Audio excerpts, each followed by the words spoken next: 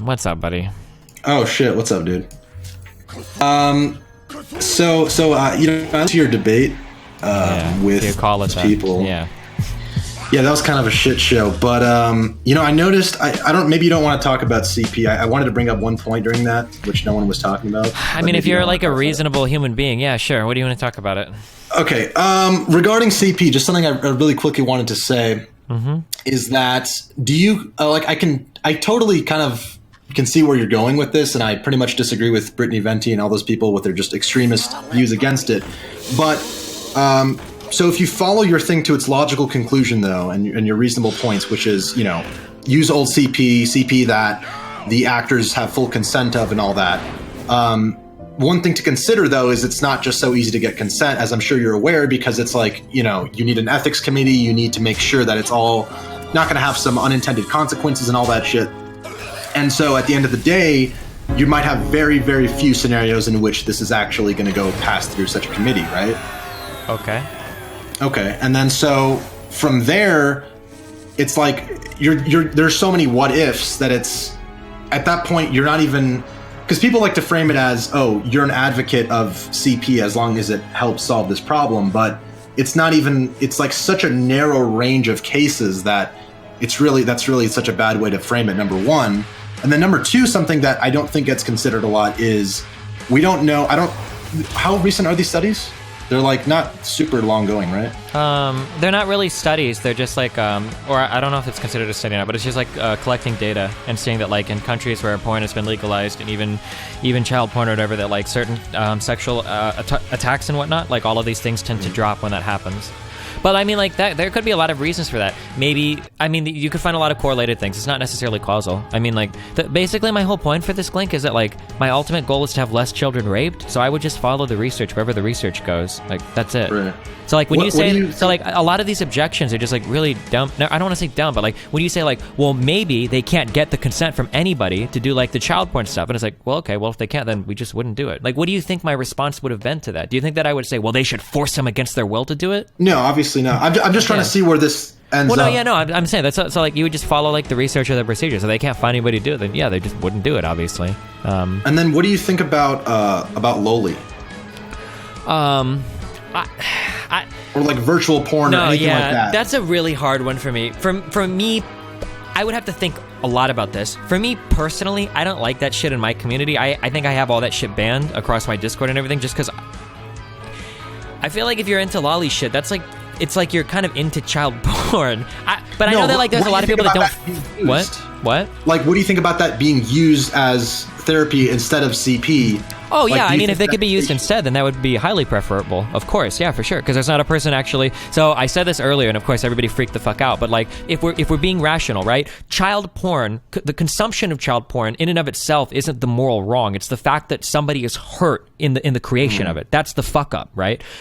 So like, if you could consume, like lolicon or 3D porn or some shit that's like children, then yeah, that'd probably be a lot better.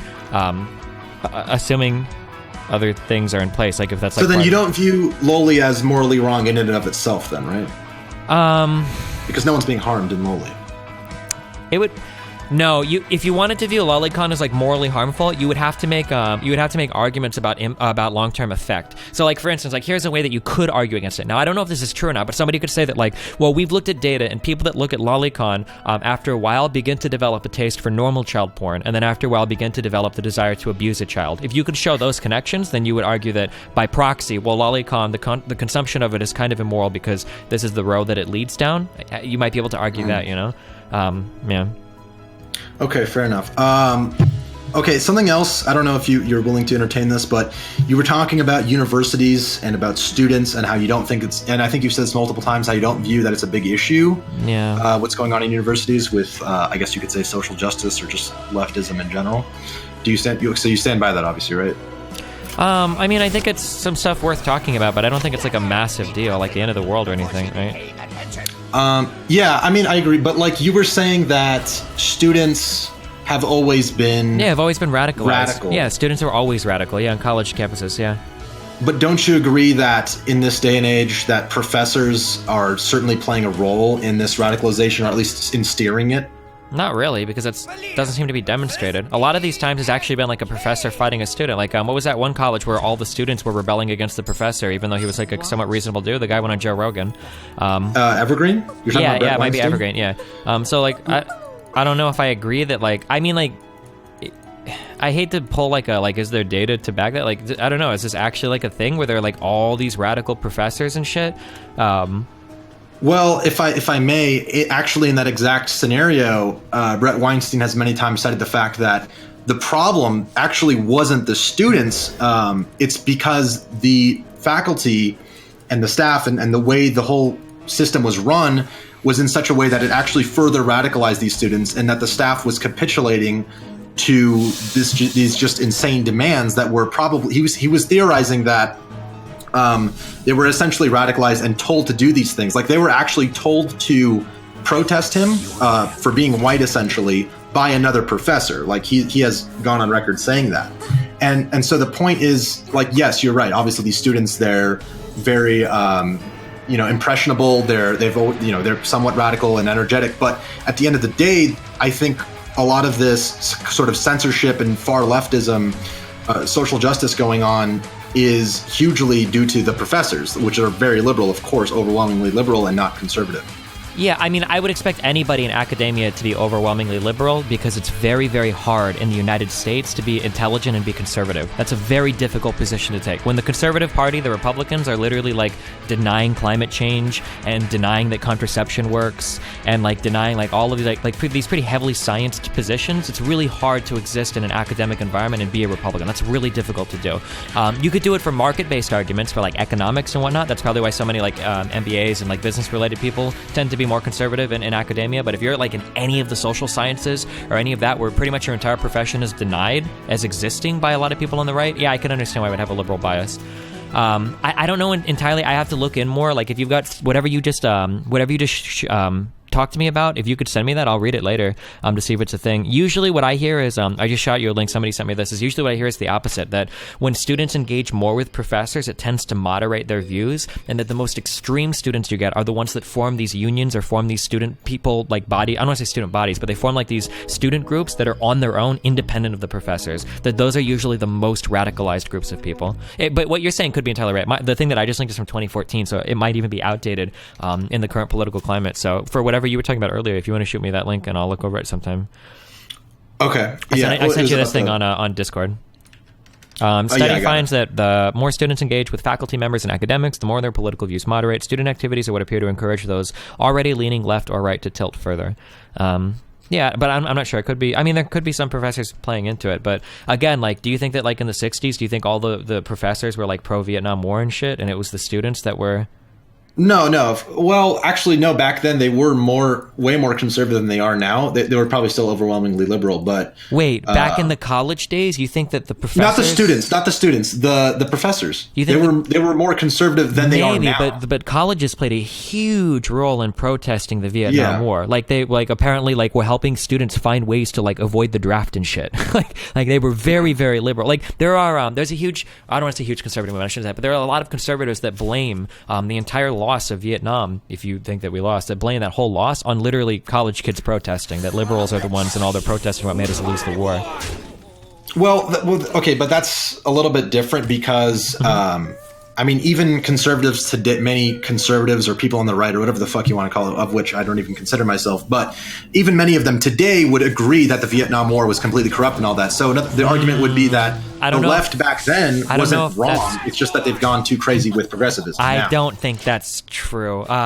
I don't want to appeal to anecdote and talk about my mom or dad, but I would be interested to see polling data on how many people thought America was in the wrong for Vietnam. I would be interested to see that. If there's a Gallup poll or some shit, maybe somebody in chat will have a link to that. I'd be interested in seeing that. Do you think any of these skeptics that you argue with all the time, do you think any of them would defend the Vietnam War?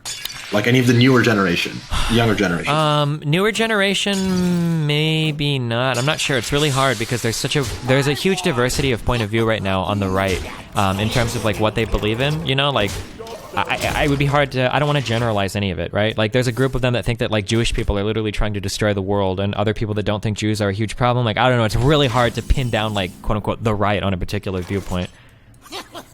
Okay. And then So, but do you think that free speech is an issue on college at all, or no? I generally would lean yes, but I'm pretty extreme on what I consider free speech, and there are people that would argue it less than me. So, personally, I think that even Nazis should be allowed to go to colleges and speak. I think that being able to entertain any point of view and then being able to dismiss it with a good argument, I think is really important. There are people that aren't as extreme as me on that, but I would argue in that case, yeah, for me personally, I would say colleges have a problem with that. It seems like people protest the fuck out of speakers that they don't like, which I don't think is a good thing. Right. Okay, that's good. Is there some do you names, think some associations, this is just another some generality? I don't know if you've addressed this, but do you think that people who do you use the believe term that alt-right? facts should prevail? And facts are what drive our elastic perception of reality?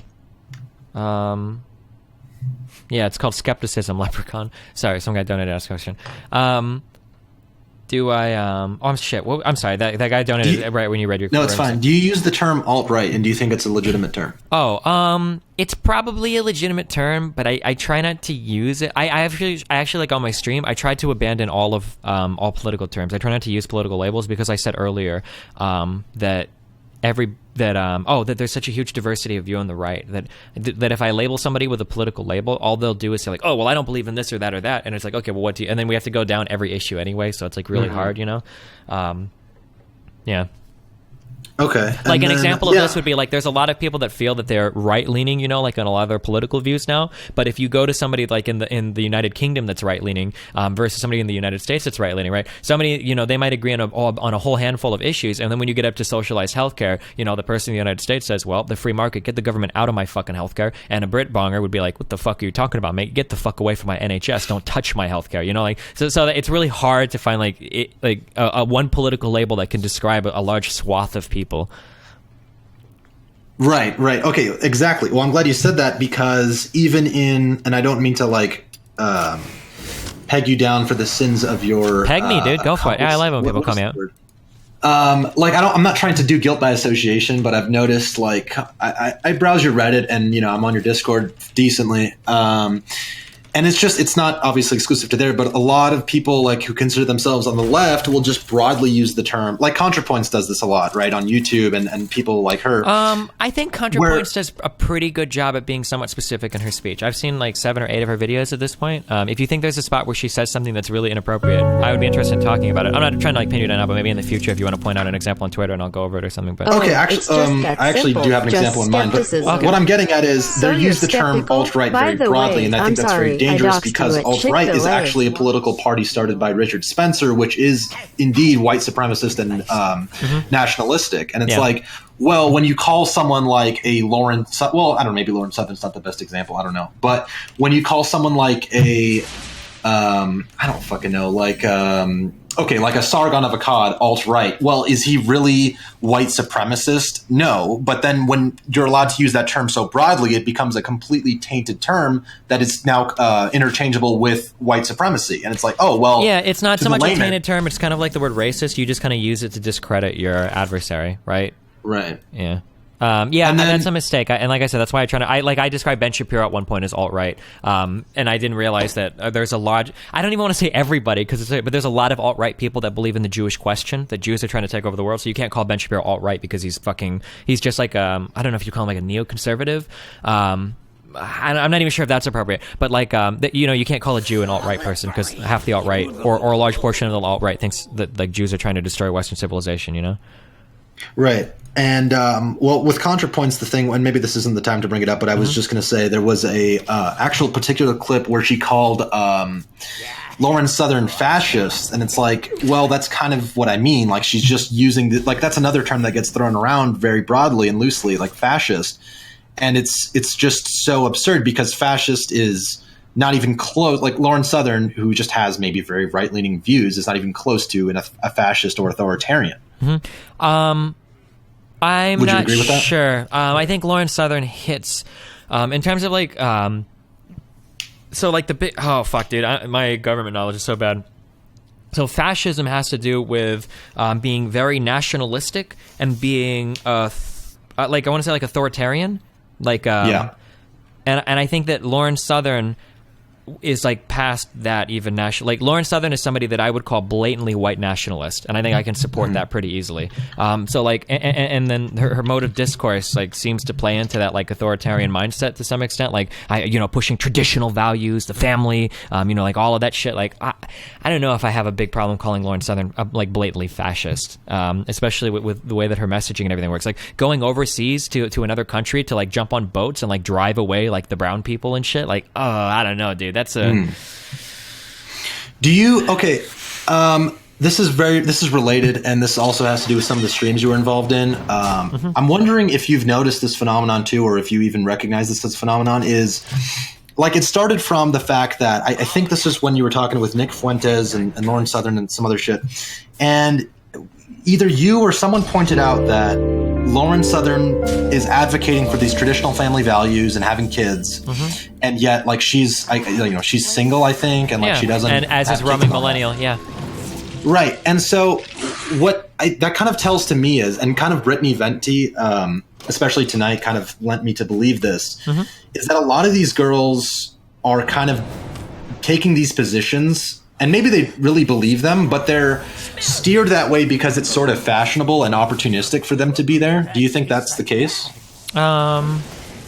Like they're being the odd one out, and it's like they know by. There's so many. Like there's Brittany Pettibone. There's like Laura Loomer or whatever. There's Tommy Loren. I mean, like there's all these girls that are these like pretty girls or whatever, and yet they're taking these positions that. Are very unconventional for someone of their demographic, and even these positions that they don't even necessarily adhere to, like again, like for being traditional family structure.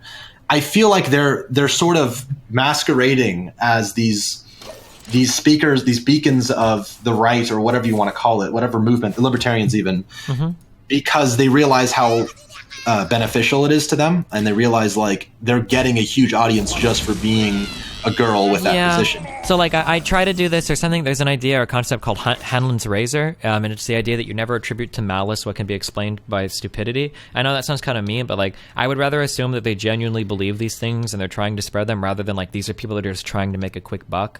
That's it's both though. It's like and I'm not disparaging them. I'm just saying like it's a matter of they're benefiting. They're more emboldened in their beliefs because they realize how beneficial it is to them. It can be both, in other words.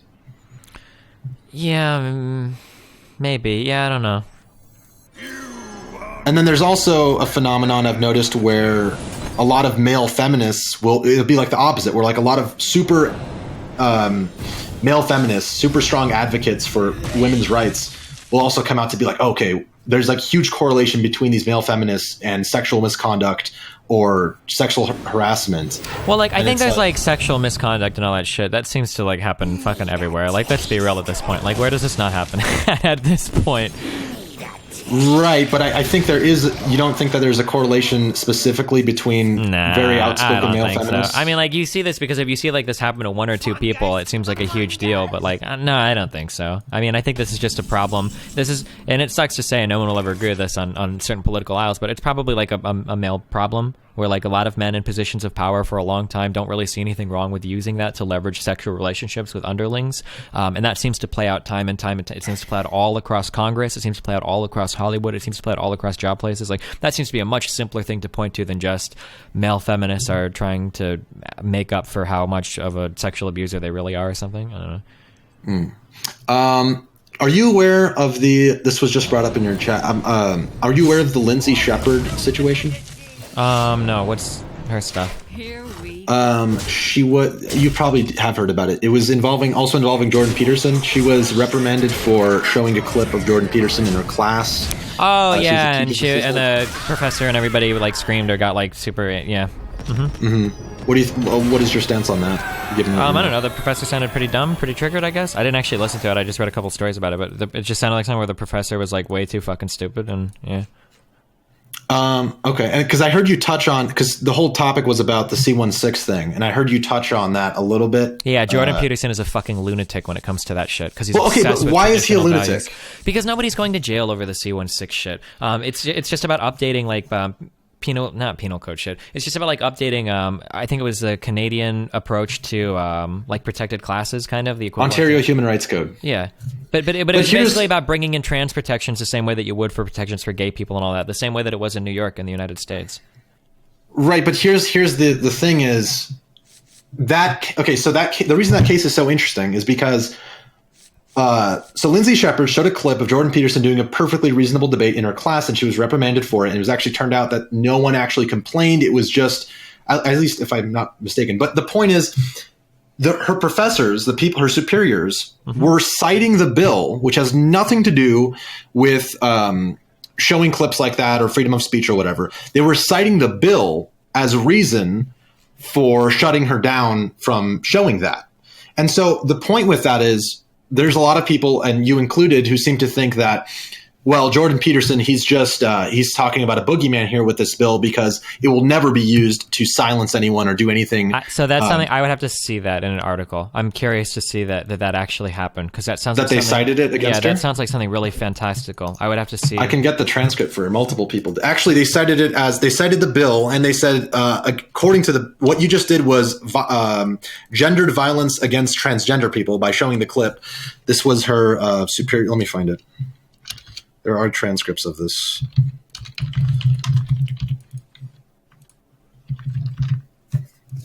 And so, but the point with that would be, here, let me pull it up. Here's the whole transcript right here.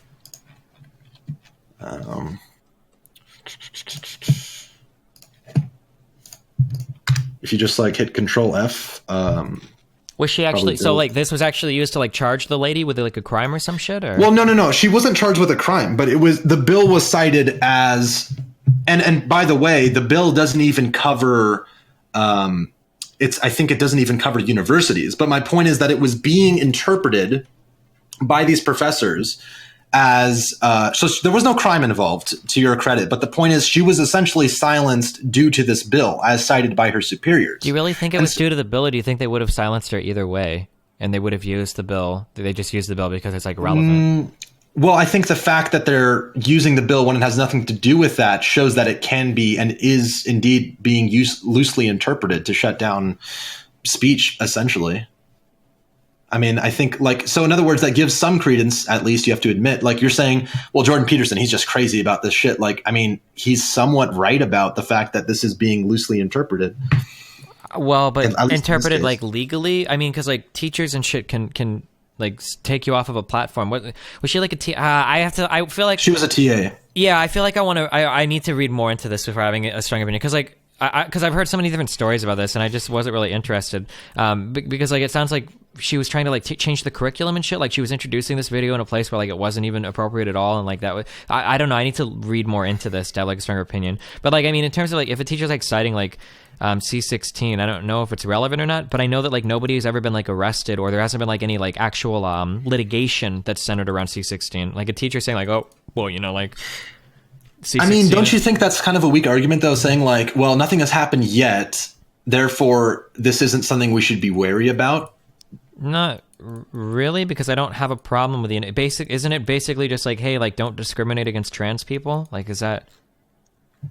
Well, really yes, that's kind of what the optics of it are. But if that is interpreted to the point of misgendering someone is considered violence or harassment against trans people, then you could theoretically say that, oh, well, that's violating the bill. And again, like she was kind of not so officially. When you say misgendering someone, like the way that the laws are written, those have specific things. Like Jordan Peterson, I don't want to say Jordan Peterson because I haven't seen him do it, but Jordan Peterson fans tend to horrifically misrepresent this. When somebody says misgender someone, they don't mean like you see someone on the street and you accidentally call them a he or she. They mean like you have an employee. In New York, it was if you had an employee or a tenant to your building, you know that they have requested to be called a she, and you like intentionally harass them over their pronoun usage. So you'd be like, so like someone might say like, oh, I'm Sarah, you know, could you, you call me she or whatever, and they're like, oh, okay, Butch. What's up, Mr. Butch? Like that kind of discrimination is what the bill is meant to protect against, not somebody like accidentally misgendering someone because they make a fuck up or whatever, you know? Right, but I mean the problem is the precedent it sets, which is number one. I mean, it wouldn't just be limited to she or he because you could just create your own pronoun, right? I don't. I mean, or at I've least never seen that done in law in a legal forum ever in my entire life. People are saying that like you're going to have to call everybody Z and shit. I've never seen that enforced anywhere in any legal format ever. If it happens, then yeah, I would call it out immediately. Like, cause I don't know if personally if I could ever call somebody Z. I probably would just use the formal noun the entire time because that just sounds kind of weird to me. But like I've never seen like legislation or not legislation, like litigation where someone is like, the state of New York is filing charges against, McDonald's because the manager wouldn't call his employee Z or whatever. I've never seen that before. Okay. Well, yeah, I mean, I agree. I don't think there's a specific case of someone being jailed for that. But okay, even to take your example, like, I mean, at that point, we're essentially legislating politeness, right? No, and I don't. No. So in the United States of America, are you U.S. or are you Canadian? I'm a U.S. citizen. You're yeah. U.S. Okay, not Canadian. So in the United States, we have things called protected classes. What protected classes are is there is a special set of protections for certain classes of people that we in the United States have decided are endowed with certain protections. So for instance, we protect people based on race, on ethnicity and nationality, nationality. I think that age, is a protected class in some cases. You can't discriminate against people for being too old. Family status. I don't know if you've ever noticed this, but if you make a post looking for a roommate or looking to rent your house, you actually can't discriminate against people with kids or against certain genders. Technically, a post saying, I want only a female roommate is technically illegal because you're discriminating there. But yeah, so basically what it is we've decided that there are classes of people you can't discriminate against. So if an employer says something to an employee where it's like, I'm firing you because I'm sick of your shit, you're lazy as fuck, you're fired, that's okay. But saying I'm firing you because you're black or because you are gay or because you're Pakistani, these are not okay. So when people talk about like trans things and you say like legislating politeness, it's not really about being polite. It's about not discriminating against people that are in protected classes. And in New York, all they tried to do is move transgender people to the same protections as other forms of sexual discrimination, like against other LGBT people. Sorry. I see what you're saying. I just think it's a perfectly legitimate concern to think that the loose you have to be very careful with any sort of legislated speech because okay, look, even if you want to take the point of these are protected classes, ultimately someone else's rights should end where mine begin. And, I can maybe see in the case of what you're saying, like if it is like some sort of targeted harassment, like whatever, yeah, maybe that's crazy. But, if you want to take a more inconspicuous case or whatever of someone saying, just misgendering someone and not thinking much of it or whatever, basically a case that isn't as clear cut as that, right? Where it's like there's someone who doesn't go by she or he, or maybe they do, but they're clearly not. They don't visually look like their proposed gender, or they have some sort of made up gender. And if you don't call them that, or if you misgender them even intentionally, I don't think that should be. I don't think. Well, like if you misgender somebody intentionally, then you're essentially saying that you're essentially discriminating against them on the basis of their gender identity, which. I don't know. I guess like if you think that it's okay to discriminate against trans people, then that's okay. But if you don't, then that's probably not okay. I don't think discrimination is good, but by forcing your speech to be rigid and essentially conforming, like you don't even have forced speech when it comes to, if there's just a woman out there and I don't call her she, like there's no fucking law that makes me. That's against that. You know what I'm saying? So well, like depending on how you deal with that, yeah, there very well could be. If you discriminate against a woman based on her gender, yeah, you can actually get in trouble for that. Like that because gender is a protected class in the United States. If you were a manager and or if you were a supervisor, even if you had an employee and you were making a lot of gendered comments, like okay, well, Sarah can't go out and bus tonight because girls can't handle cleaning tables or some shit. Like if you were to make comments like that, yeah, you absolutely could get in huge trouble. For gender discrimination, you get fucked for that. Yeah, but that's a little bit different than misgendering someone who doesn't even have a gender that's within the binary. Yeah, I mean, and again, I've never heard of that happening. Well, I know you haven't heard of it, but surely you could see that could be a legitimate concern. I mean, it's just like you have to be careful with legislated speech because the implications are pretty massive. Well, yeah, I guess it's just weird. I mean, in Canada, there are already hate speech laws. In the United States, we already have protected classes. I mean, I guess if this actually came up anywhere, it seemed like it was possible to come up somewhere, then I'd be more concerned about it, I guess. But, I don't know. I just don't see this. I don't see somebody taking somebody to court for, not calling somebody a Z and that, that actually gets heard in court. That's, a serious argument. But I mean, if that kind of stuff starts to happen, then yeah, I would be very much against it. Okay. But like, it doesn't seem like, how else would you phrase this to protect trans people from being harassed by employers on the basis of them being trans? Or do you think that's not a big deal?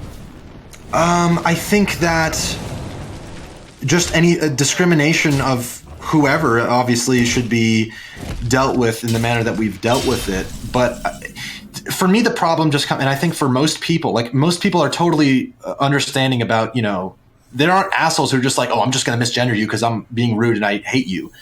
And the people who are kind of taking more my position aren't certainly not like that. It's more of the issue of, when you think of something authoritarian or fascist or whatever, I mean, the first line of defense would be your speech. And it's like, you don't want to be people to get, and I know you're saying this hasn't happened yet. Seems ridiculous. I guess the schism here is that I don't think it's as ridiculous as you claim. Well, so my question is, just to be very clear here, do you think that trans people should be protected from hate speech, or do you think people should be allowed to hate speech against trans people? I mean, maybe in like a workplace or something. Well, that's what the Canadian and the New York bill apply to. It applies to people that own buildings, so talking about your tenants, and it applies to your employees. It's not just like random people on the street. The Canadian bill, I believe, applies to much more than that, though, and that I don't know. I'm pretty sure it's the Ontario Human Rights Code or whatever is just a general, a more general thing than that, because I'm not too familiar with the New York law actually. Okay, I thought that the Canadian thing was mainly applying to employers and then people that own buildings. I think it applies to it would apply to schools as well. Do you know? Okay, wait. Like So I'm sorry. Just to be like student. super clear on this. So do you think that people like employers or building owners and shit? Do you think that they should be allowed to discriminate on people just for being trans? So they should be allowed to use special insults against them if they're trans? No. Again, it's not about the insults. It's about misgendering, which is different. What about somebody that intentionally misgenders? I think if you're intentionally misgender, like. See, the problem comes into more of a matter of enforcement of such a thing, because what do you say to the fact that, or the argument that I could just create my own gender right now and then my own correlating pronouns associated with that gender, and you have to call me those, or else I feel like I'm being discriminated against. Do you see how it's sort of subjective? Because if gender is a social construct, then I can just create my own gender, and you therefore have to abide by it.